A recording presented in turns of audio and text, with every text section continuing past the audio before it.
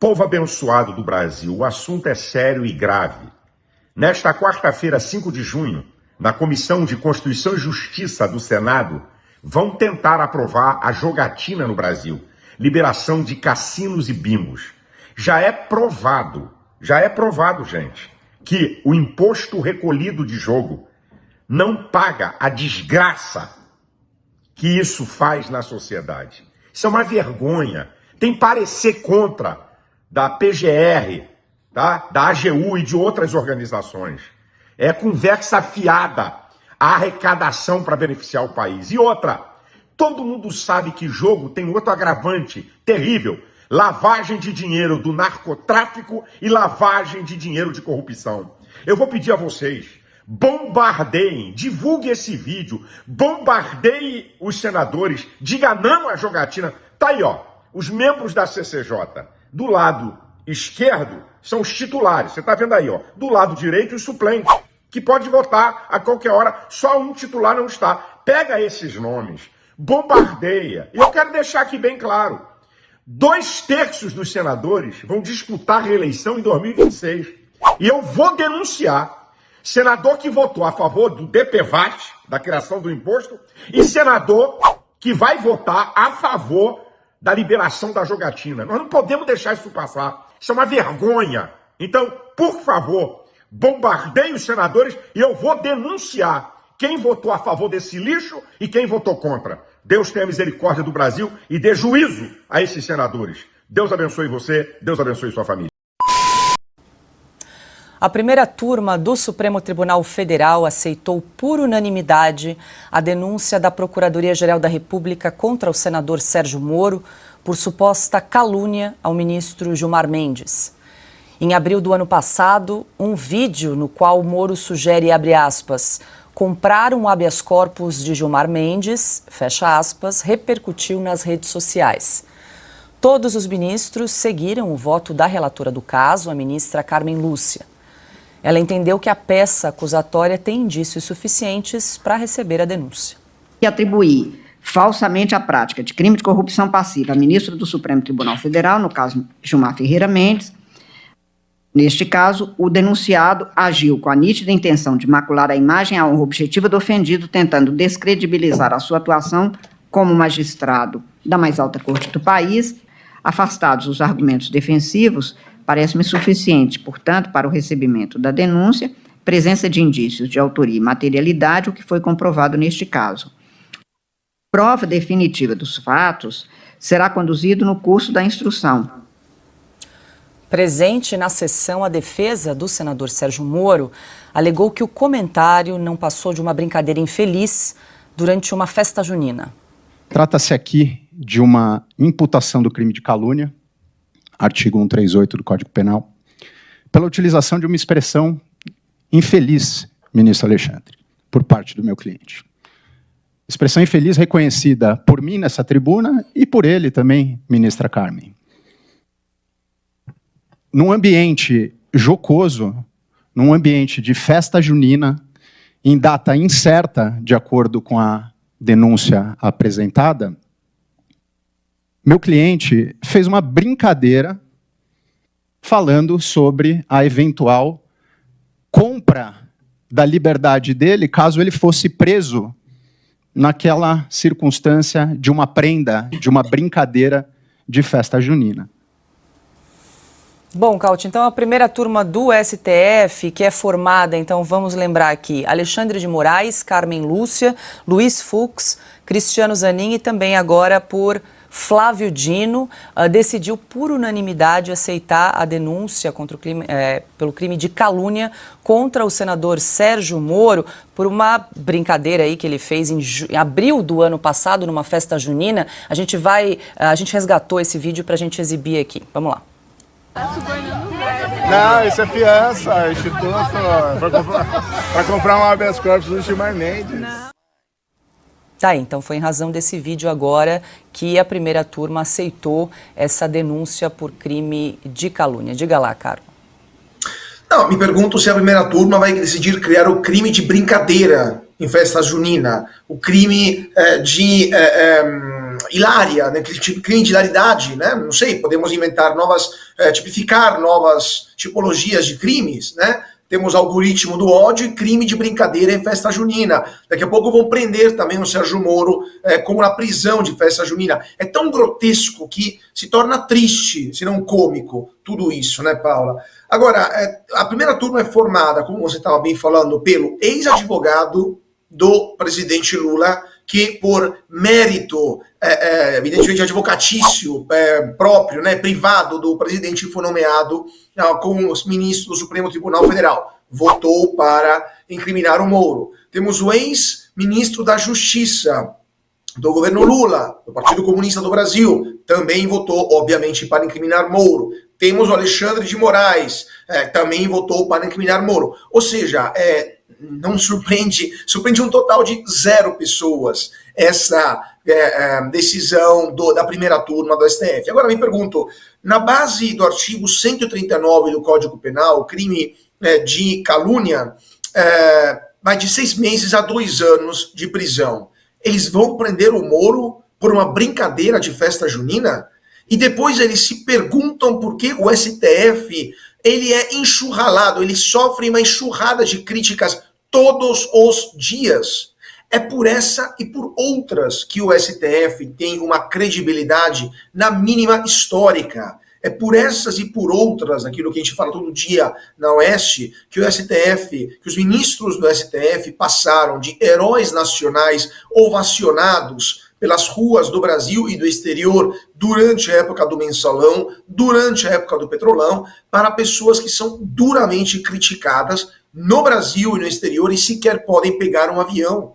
É por essas e outras que o STF, ele sim está maculando a sua imagem e não uma brincadeira de festa junina feita por Sérgio Moro em relação ao ministro do STF. Então, é de fato algo grotesco e eu estou curioso de ver qual será o desfecho disso tudo. Se o STF de fato vai querer prender Moro, não tiraram o mandato de Moro, não tiveram a coragem de tirar o mandato de Moro por uma manobra jurídica para não ficar muito feio para o TSE, mas agora, quem sabe, o STF queira tirar o mandato de Sérgio Moro na base de uma brincadeira de festa junina. É esse o STF que temos. O Piotr, e vale lembrar que essa denúncia foi assinada pela Lindor Araújo, vice do Procurador-Geral da República, Augusto Aras. Ela pediu, inclusive, a condenação de prisão do senador Sérgio Moro, caso a pena seja superior a 4 anos. Lembrando que o que nós estamos trazendo aqui é que o STF aceitou a denúncia e tornou o senador réu nesse caso, mas ainda há toda a tramitação aí do processo. É interessante que nós estamos vendo aí um caso em que o senador cita, ele diz no tweet dele, inclusive aqui no X, que o vídeo foi gravado, editado por terceiros desconhecidos e sem o conhecimento e autorização dele. O vídeo é claro no que diz ali, o tom, obviamente, também é claro, mas a questão é, e chamar senadores da República de pigmeus morais? Qual a tipificação disso? Que essa foi a frase do ministro Gilmar Mendes ao reclamar por discordar da decisão do Senado, que estava fazendo o trabalho dele ali naquele momento, que simplesmente votou uma norma em que entende, isso depende ainda de votação na Câmara, que decisão monocrática de ministro supremo não pode se sobrepor à decisão do Executivo ou decisão do Congresso Nacional. Não é que não pode questionar uma decisão do Congresso, não pode fazê-lo de maneira monocrática. Ou seja, para tirar esse poder exagerado de decisões monocráticas de ministro supremo. O ministro Gilmar Mendes discordou do trabalho do Senado democrático institucional previsto na Constituição e referiu-se aos senadores como pigmeus morais, formalmente, não numa brincadeira de festa junina. Está proibido no Brasil boneco de Olinda, por exemplo, vai que você não goste daquela caracterização que fizeram de você, sobretudo se for ministro supremo. Malhação do Judas também, que sempre aconteceu. A malhação do Judas acontecia na época da ditadura. E não me lembro de ter isso causado alguma perseguição política a quem fazia a malhação do Judas. Aliás, em períodos absolutistas também, o povo fazia isso em reinados na Europa também, contra o rei e tudo mais, mas O Supremo precisa... Era quase impossível imaginar que os 5 ministros dessa turma... Se bem que tem um avanço nesse caso, porque se fosse talvez em outra situação, o próprio ministro Gilmar Mendes julgaria a aceitação de um processo, de um inquérito agora que está sendo investigado, ele mesmo votaria, como a gente já viu em outros casos do Supremo. Nesse caso foi a outra turma que julgou. Agora a pergunta é caso de Supremo Tribunal Federal essa falsa imputação? Isso não é caso de justiça comum? Vai na primeira instância, pede lá ressarcimento ou não, o juiz julga, depois vai para a segunda instância, mas onde é que isso realmente se justifica dentro do Supremo Tribunal Federal? O foro privilegiado nesse caso, convenhamos, é demais nesse caso. O ministro Alexandre de Moraes mandou prender 2 pessoas que estavam ameaçando a própria família do ministro. Se você quer saber o que eu penso realmente disso em uma linha, a minha resposta seria a seguinte: eu acho que ou o ministro Alexandre de Moraes precisa estudar processo penal, ou então todos nós precisamos fazer um curso de atualização de processo penal para a gente entender que lei é essa que o ministro Alexandre de Moraes está seguindo.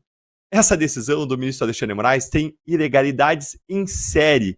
E eu vou listar aqui 5 delas, e no final eu vou dizer para vocês o que deveria realmente acontecer se a nossa Constituição fosse levada a sério no Brasil. Vamos lá. Em primeiro lugar, primeira ilegalidade, Moraes mandou prender 2 homens que seriam irmãos, sendo um deles fuzileiro naval da Marinha. Segundo a Constituição de 88, se ela valer ainda, se é que valer, né? Se não estiver valendo aqui a Constituição Alexandrina, a Constituição Suprema, uma Constituição que a gente desconhece, mas se estiver valendo a Constituição de 1988, fuzileiro naval não tem foro privilegiado, não tem foro por prerrogativa de função no Supremo. Nenhum dos 2 presos tem foro privilegiado. Sendo assim, qual é a competência do Supremo para processar e julgar esse caso? Nenhuma, nada, 0. 2, segunda ilegalidade. Em segundo lugar, não existe foro privilegiado da vítima. O fato de os crimes terem sido cometidos contra ministros do Supremo, contra seres supremos ou contra os seus familiares é absolutamente irrelevante. Isso não atrai a competência do Supremo. A competência é evidentemente da Justiça Federal da primeira instância. Por que da primeira instância? Porque não tem ninguém com foro privilegiado. Por que federal e não estadual? Porque, em tese, os crimes foram cometidos em razão da função do ministro, de modo que eles afetam bens e interesses jurídicos da União. Então, Justiça Federal da primeira instância, um juiz técnico e concursado. Terceira ilegalidade, impedimento. Em terceiro lugar, Moraes jamais poderia ser relator ou juiz desse caso, porque ele tem interesse direto no seu resultado, que é a condenação e punição das pessoas que ameaçaram seus familiares.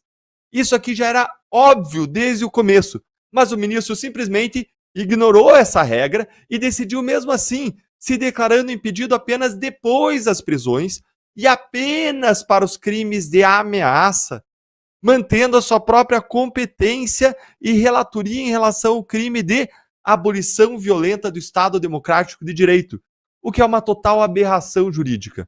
Não existe impedimento circunstancial, nem existe isso de escolher o momento do impedimento. Vou me declarar impedido depois, não existe isso. Apenas a partir de agora sou impedido. Não, o impedimento impacta todo o caso, desde o começo, porque ele já existia, reconhecendo aí ou acarretando a inexistência para o direito dos atos praticados. É pior do que nulidade. A prisão decretada por juiz que se declarou impedido jamais poderia ser mantida. Quarta ilegalidade é o tal do desmembramento aí da investigação. Em quarto lugar, não há vários fatos diferentes nesse caso. Não existem fatos diferentes, que alguns vão ficar com o ministro Alexandre de Moraes e outros contra o juiz. Não existe isso. Não existe nem um fato relacionado às ameaças e outro fato relacionado a uma tentativa de abolição violenta do Estado Democrático de Direito. Não! Os fatos criminosos aí são os mesmos, são únicos. São as ameaças ao ministro e à sua família. O que se discute aí, sim, é qual é o enquadramento jurídico desses fatos. Não existem vários fatos, existem diferentes regras que incidem sobre os mesmos fatos. Alunos do primeiro ano da faculdade, segundo ano, já estão aprendendo isso.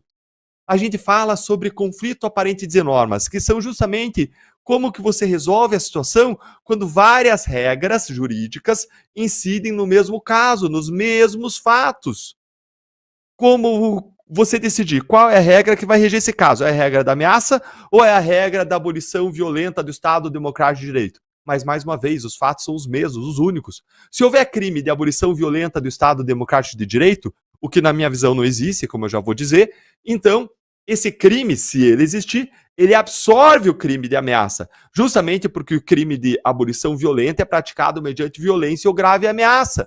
Ou seja, no tipo penal, na descrição do crime, que está lá no Código Penal, a descrição do crime de estado de abuso ou de abolição violenta do Estado Democrático de Direito, lá na descrição desse crime no Código Penal, está prevista a violência ou grave ameaça, de modo que os dois crimes não vão poder ser imputados ao mesmo tempo aos investigados.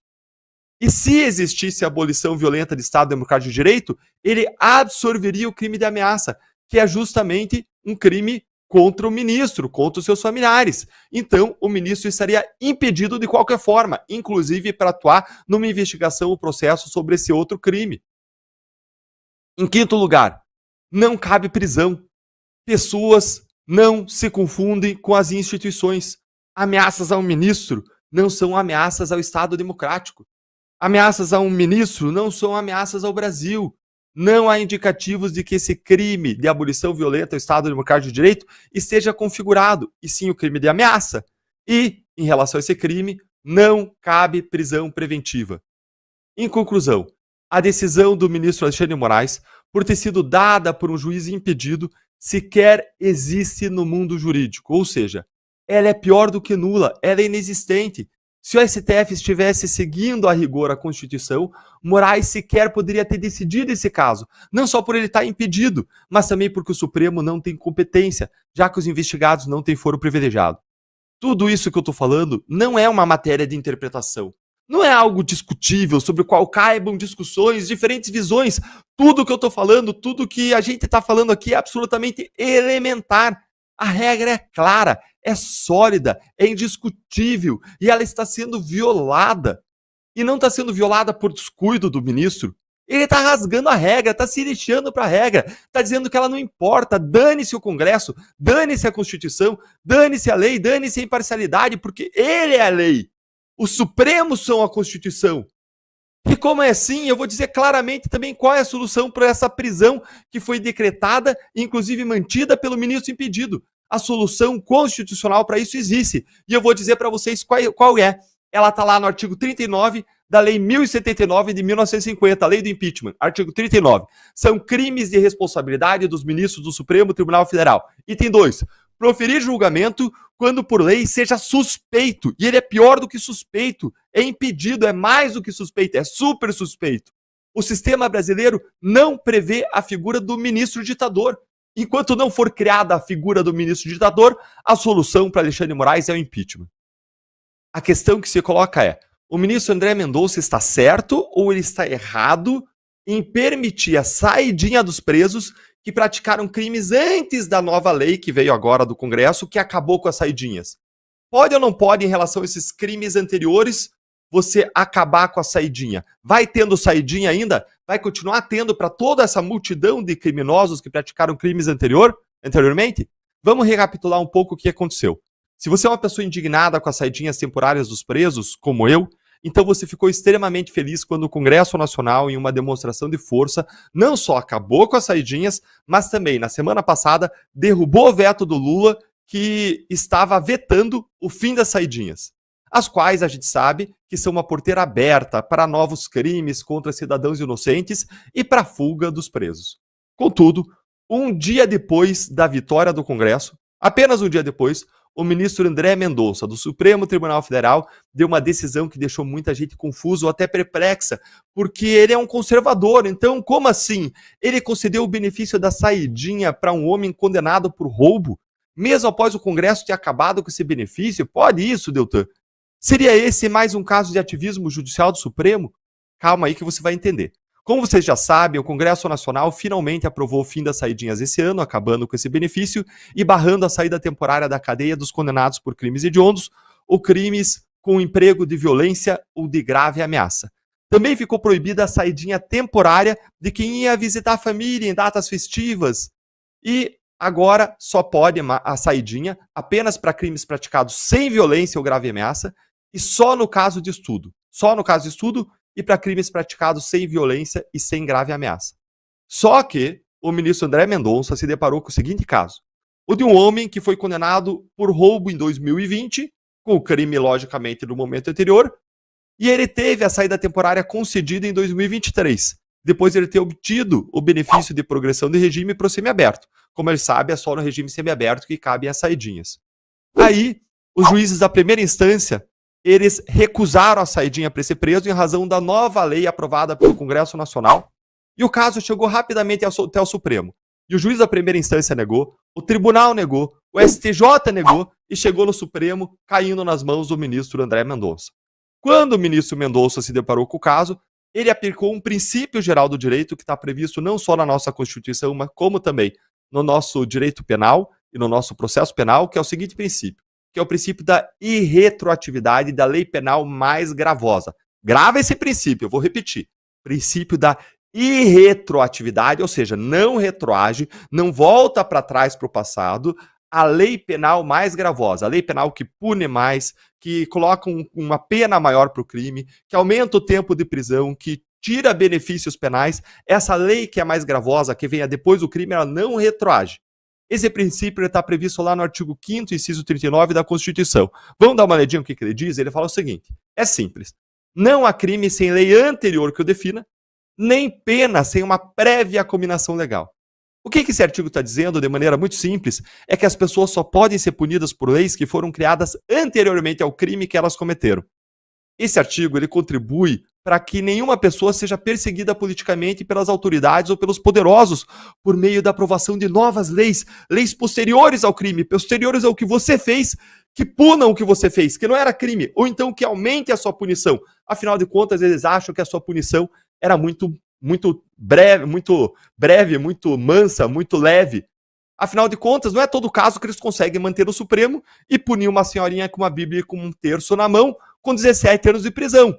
Não é sempre que eles conseguem fazer isso para aplicar uma punição maior do que a devida para os casos. Então, na maior parte dos casos, não é possível fazer isso porque a Constituição veda. Já imaginou, por exemplo, se as leis mais severas e duras fossem criadas hoje para punir você por algo que você fez anos atrás? Coitados dos réus do 8 de janeiro. Se eles já estão sendo punidos com 17 anos de prisão, iam aprovar uma lei aí para estabelecer no Brasil uma coisa que é até vedada pela Constituição, e é pena de morte para os réus do 8 de janeiro.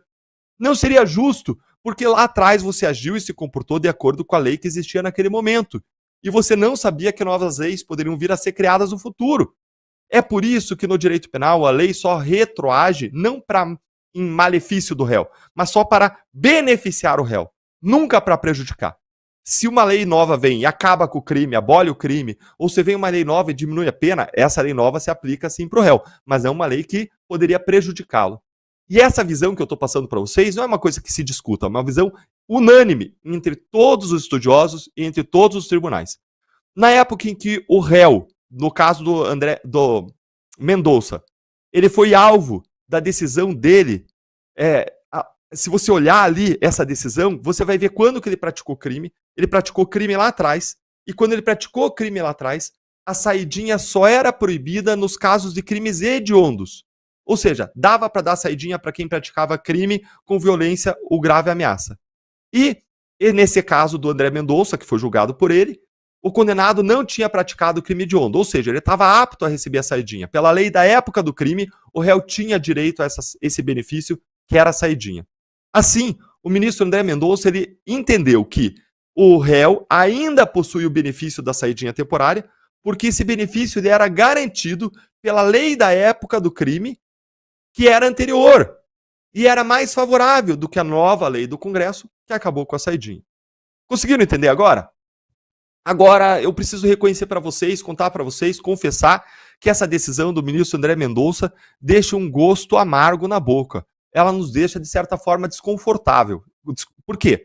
Porque quer dizer, então, que mesmo que a gente descubra, Deltan, que as saidinhas são usadas pelos réus, pelos presos, em grande medida, para eles fugirem, e para praticarem novos crimes, como de fato são usadas. Não dá para proibir que elas continuem a ser concedidas e usufruídas pelos presos? Tudo bem, Deltan, que uma lei que estabeleça um novo crime ou aumente a sua pena não possa ser aplicada para fatos ou crimes do passado. Mas aqui a gente está falando da saidinha, diz respeito à forma de execução da pena, durante 5 semanas do ano apenas em que ela pode ser concedida.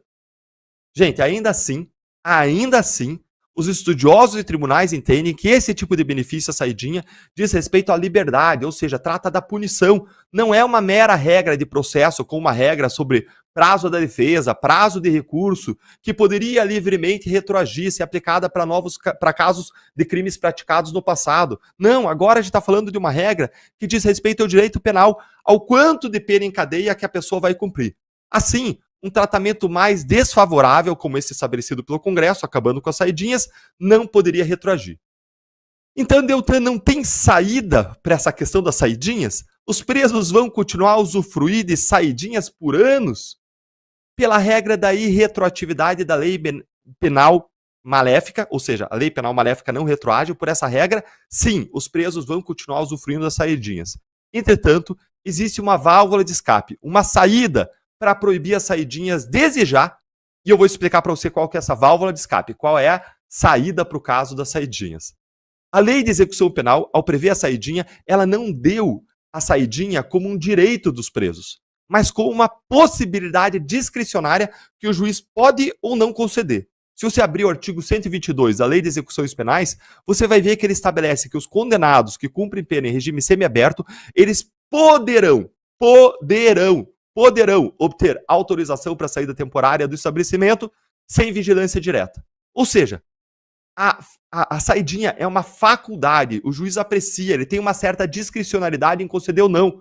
Ele pode ou não conceder 5 vezes por ano, uma vez só por ano, pode não conceder. O próprio STJ já decidiu em casos como o recurso especial 762, 453 do Rio Grande do Sul, que a saída temporária ela não é concedida automaticamente, mas ela deve ser avaliada pelo juiz de execução penal após a manifestação do Ministério Público a respeito da conveniência da medida. Essa é a linguagem, conveniência.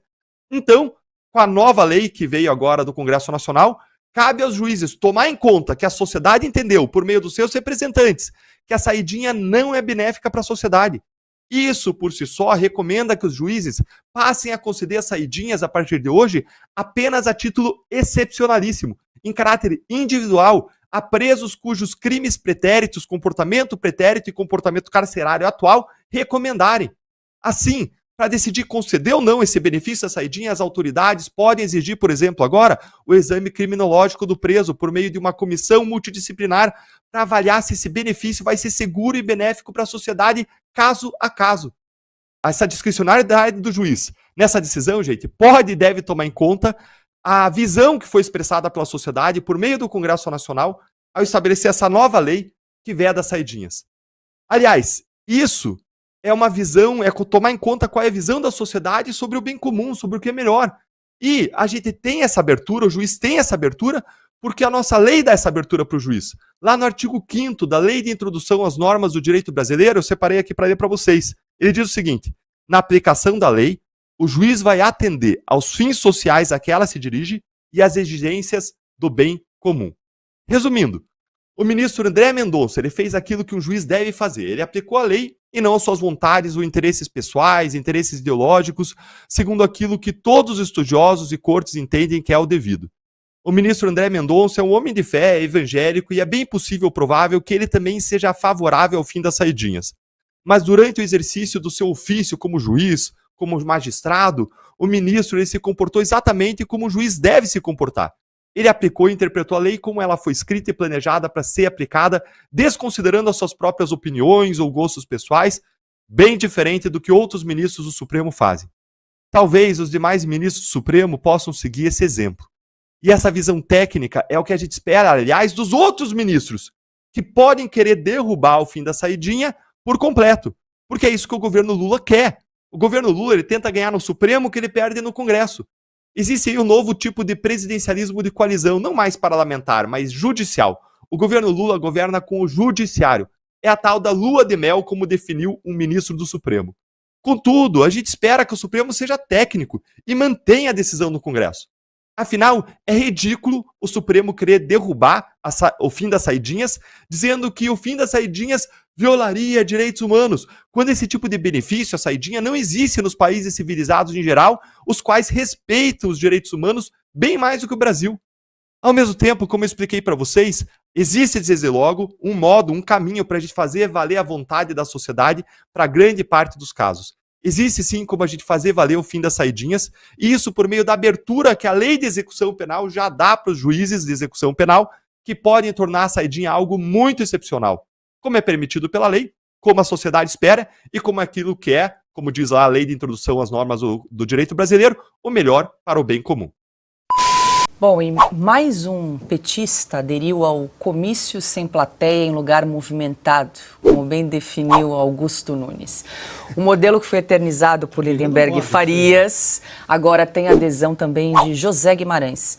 Na cena que nós vamos acompanhar, o líder do governo na Câmara dos Deputados discursa no 24º Grito da Terra Brasil, que aconteceu em Brasília em 21 de maio.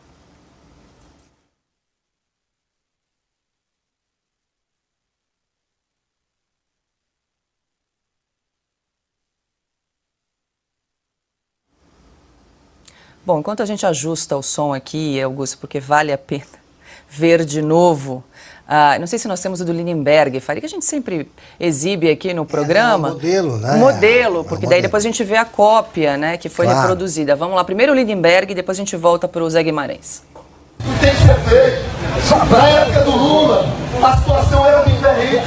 Eu quero repudiar esse ato de violência contra pessoas que estão lá, Celso Porcela, só para dar um abraço no presidente Lula, para dizer que o presidente Lula não está só, ele tem gente do lado dele. Vocês sabem, eu tive lá com ele preso. Eu fiz parte de uma comissão de senadores e eu visitei Lula lá. E na política é cheio de gente covarde. O que mais tem lá em Brasília é cara que muda de posição toda hora. Uma hora está no lado, entra o governo, se vende e vai para o outro lado. Eu sempre tive um lado, foi ao lado do Lula. E nas votações lá, eu sempre voto ao lado do povo trabalhador. Bom, a gente selecionou mais um comício em plateia antes do comentário, Augusto, segura aí. O trabalho de Benedito de Lira, que tem o número 111 e é o nosso candidato ao Senado da República. Isso que vocês estão vendo hoje, aqui no Canapi, vocês devem... Esse agora é do ex-presidente Fernando Collor, quer dizer, Lindenberg fazendo carreira. Hein? É onde nasceu a primeira-dama, a ex-primeira-dama, a Rosane. Rosane Paes, a terra dela. Quer dizer, a família dela não foi ver. Estão separados. 12 ali, a gente identificou. 12 pessoas. 12. E deixa eu só exibir agora o Zé Guimarães também, no comício. Vamos lá. Cadê o Ceará? Tá presente aqui? Quem tá do Ceará aqui, ó? Olha as companheiras do Ceará. Mas a minha vida aqui, companheiros e companheiras, até de gravata nós estamos, eu e o Bom Gás, porque nós temos todo dia que atuarmos na Câmara Federal para ajudarmos nos projetos importantes para o Lula governar. Esse é o nosso papel, é o meu papel como líder do governo na Câmara Federal. Mas eu queria abraçar cada um de vocês, homens e mulheres, jovens, que nesse momento realizam o 30º Grito da Terra Brasil. Esse Grito da Terra que nele estão contidas as principais reivindicações e demandas do campo. Não tem Brasil desenvolvido se não tiver desenvolvimento rural sustentável. Não tem Brasil desenvolvido se o governo não criar e der as condições para que o homem do campo tenha terra para morar e tenha terra para produzir. O significado desse Grito da Terra, em todos os momentos... Bom, Augusto, o cinegrafista tentou evitar o constrangimento ali quando ele foi. Trabalhou bem. Aí ele viu que não ia dar, ele voltou, fechou, ficou focado ali. Onde estava a turma do Ceará. Aí apareceu ali a turma do Ceará que cabe num Fusca. E depois o câmera ele faz direitinho, ele não, fecha no palanque. E aí revela o seguinte, tá ali um cara falando do Grito da Terra de terno, e ele explica, olha, eu tô de terno porque eu tava trabalhando. E atrás deles, os outros também mostram que tem muita intimidade com o campo. Saiu agora. Bolsonaro diz, se acabar com os pobres, ninguém vota mais nele. Diz Bolsonaro sobre Lula. No último sábado, o ex-presidente Jair Bolsonaro afirmou que é do interesse do presidente Lula manter o povo pobre. Se o cara é o pai dos pobres, se acabar com os pobres, ninguém vota mais nele. Então interessa manter o povo pobre, disse Bolsonaro durante um evento em Guarulhos, São Paulo, para arrecadar doações ao Rio Grande do Sul. Bolsonaro também comentou que a verdade foi crucial para sua eleição como presidente da República em 2018. Ele argumentou que seria muito mais fácil estar do outro lado, alegando que é acusado de condutas ilícitas sem comprovação. Segundo ele, fazer o que considera certo é mais difícil, porque o povo gosta de ouvir umas mentirinhas doces. Além disso, Bolsonaro se defendeu das acusações da turma da esquerda, que o responsabilizam pela aprovação na Câmara da taxação de compras internacionais de até $50. Ele ressaltou que não tem mandato, não é líder e nem presidente de seu partido, o PL, e criticou a esquerda por culpar terceiros por suas ações.